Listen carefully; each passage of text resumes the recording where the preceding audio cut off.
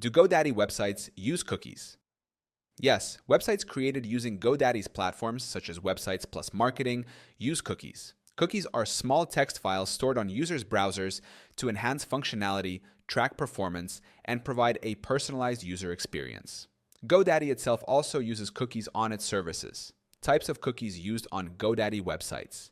Essential cookies, necessary for the website to function properly. Examples: managing user logins, shopping cart functionality.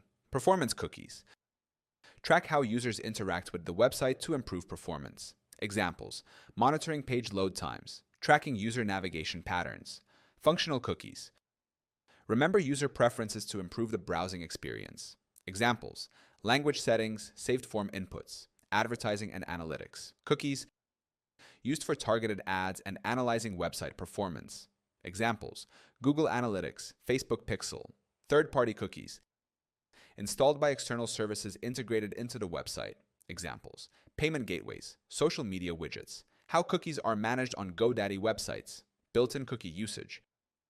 Websites built with GoDaddy platforms automatically include cookies for essential functionality and analytics. Custom cookies, users can add third-party integrations, which may introduce additional cookies, tracking via Google Ads or Facebook.